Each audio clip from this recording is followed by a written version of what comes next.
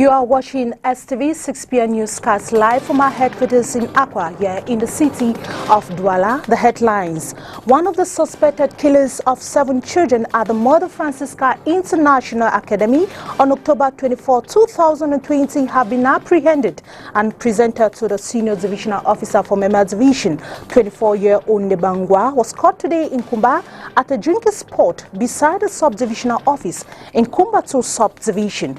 And some lawyers have raised reservation over the ongoing sit-down protest called by the Cameroon Bar Association.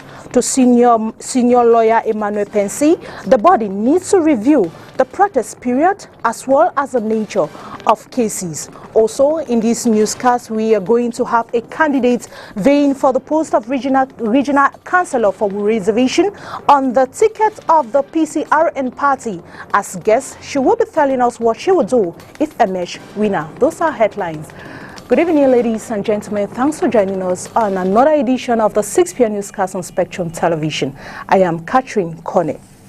One of the suspected killers of 7 children killed at the Mother Francisca International Academy in Kumba has been apprehended by security forces. 24-year-old Nebangwa has alias Commander Zabra was caught today, Tuesday, December 1st, 2020 at a drinking spot located beside the subdivisional office in Kumbato subdivision after he heard a man and tried to take 5,000 francs CFA from him in the brawl that followed between the young man and his victim. It attracted the forces of law and order. We came to rescue the man from the 24-year-old Neba. He is reported to have tried to escape after beating the police and the military officers in their arms. He is was presented to the Senior Divisional Officer for Mema Division today. Let's get more of his arrest in the following interview with the Meme ST. This young man is called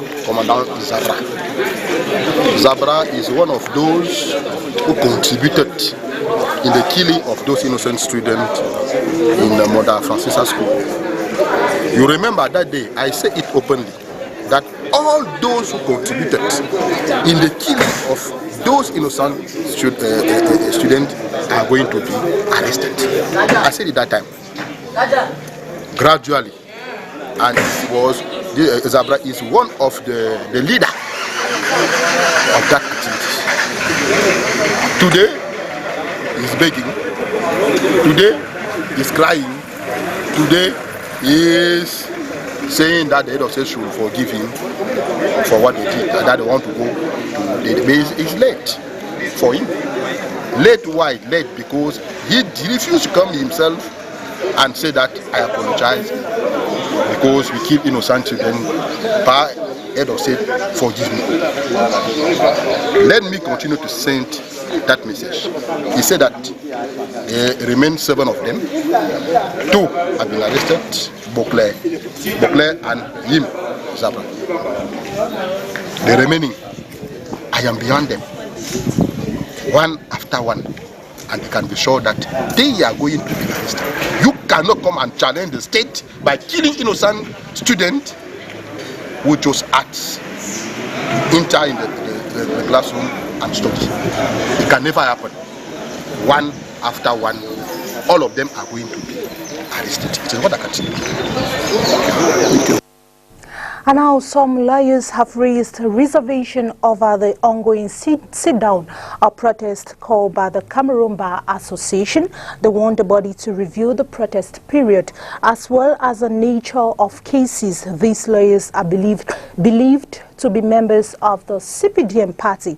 Our reporter Peter Sose caught up with senior lawyer Emmanuel Pensy for details.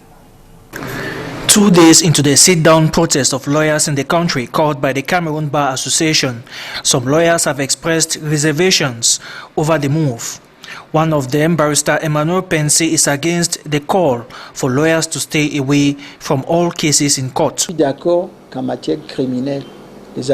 I agree that lawyers must protest as far as criminal issues are concerned, but we cannot protest asking lawyers to boycott all matters. Toutes les affaires One of such issues is the electoral litigations on the regional elections, which the CPDM militant argues has nothing to do with legitimate grievances of legal practitioners. He does not also want the protests to drag on beyond the December 4 deadline.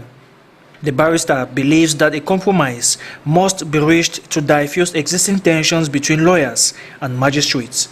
Il faut que l'ordre des avocats puisse rencontrer. The Bar Council has to meet with the Minister of Justice and Keeper of the Seals, Laurent Esso, who is our supervisory authority and the head of the magistracy, to see how to resolve this conflict between lawyers and magistrates. C'est lui qui va nous réunir pour trouver une solution pour que ça ne se répète plus.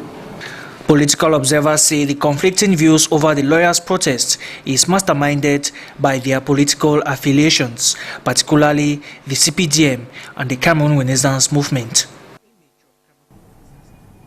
And now the COVID-19 pandemic has greatly affected the operation of the United Nations Population Fund in Cameroon, but the agency has nonetheless made remarkable achievements in the past 3 years.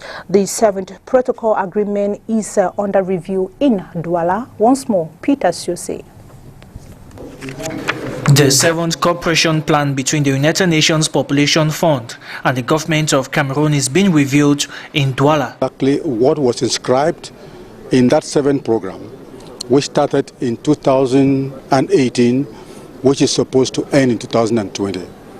There is opportunity for us to extend to 2021. So we want to look at analysis of the situation, where were our performances good and where were they bad. And what are we going to put in the last year of the 7th program? So we look at the situation of the 7th program, then we develop plans for the 21st program. It is coming at a time when the COVID-19 pandemic has affected the operations of the UN organ. Women that were seeking antenatal care, for example, reduced. They were afraid that when they came to the hospital, that is where they were going to contract the COVID-19. The number of women who came to delivery reduced. The number of women who came to vaccinate their children reduced. So everything just narrowed down because of COVID. Nonetheless, the UN Population Fund managed some resounding success in preserving mother and child delivery. Yes, we have increased the number of women that were assisted by qualified personnel during delivery. We have increased the number of new users of modern contraceptives. We have increased the number of young adolescent girls who are put on contraceptives. In terms of reproductive health, these were the indicators that we had in the 7th program. So now we are moving still inside the 7th program into 2021. What can we do better? At the end of the 7th review, both parties are projecting into a post-coronavirus era. Post-COVID, now that we are looking at strategies to buy the women out into coming for antenatal care. So those are the strategies we are putting in place. There is COVID, yes, but we are narrowing down to COVID. So we want to come up into our statistics where a lot of women have come to seek antenatal care, deliveries, family planning, vaccination, and so on and so forth. Women in particular have been implored to trust the hospitals for deliveries instead of staying at home or trusting questionable areas. We now take you to news out of the country. The conflict in Ethiopia's Tigray region has pushed tens of thousands into refugee camps in Sudan, where 8 groups are struggling to provide health care to them. One Tigrayan doctor who fled the fighting has set up a clinic in the refugee camp. Details with VOA. Internal medicine specialist Darilo Ghosh was a well-known doctor in Hemura city in Ethiopia before he fled to Sudan this month. Darilo and other colleagues displaced from Ethiopia have now established a small clinic in Hashaba refugee camp, east of Sudan's Kadarif city, to help those in need of medication. When we arrived here, we realized the need to make a clinic to help our people. Al Kadarif State Bureau gave us some medicine to start working, but what we have got is essential medication for primary health care. People with acute diseases like TB, diabetes, heart failure and HIV have no medications. There is also no laboratory for diagnosis. Hashaba camp has nearly 16,000 refugees. Women and children represent 70% of the arrivals, according to the camp administration. This clinic member notes that many fled Ethiopia without the medicines they require. A lot of people fled from Homira, Mekdra, and Barakat, and Western Tigray. There are a lot of people with HIV, TB, diabetes, and high blood pressure. They left their drugs because of the war. They displaced to Sudan without any of their medications. Many international and Sudanese organizations are working to help the refugees' fragile health situation and are calling for aid from abroad. Due to our work in health with refugees, we noticed the variety of fatal and acute diseases. We are sending a message to the international civil society organizations to provide aid and tools so we can protect people and control the possible spread of the diseases. Hashaba Camp Director Mustafa Anwar is also putting out a call for help.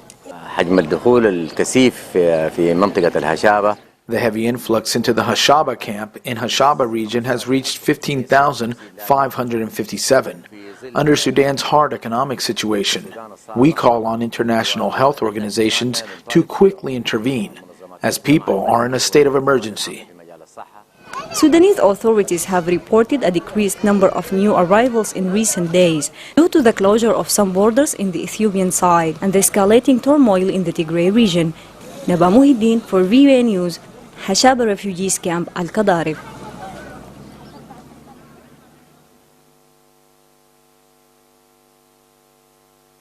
And that news brings us to the end of the 6 p.m. newscast on Spectrum Television. Ladies and gentlemen, we first of all want to apologize for not having our guest, as Ella mentioned during our headline, to have a PCRM candidate vying for the post of Regional Councillor for Wuri Division. That brings us to the end of the 6 p.m. newscast on Spectrum Television. Good night.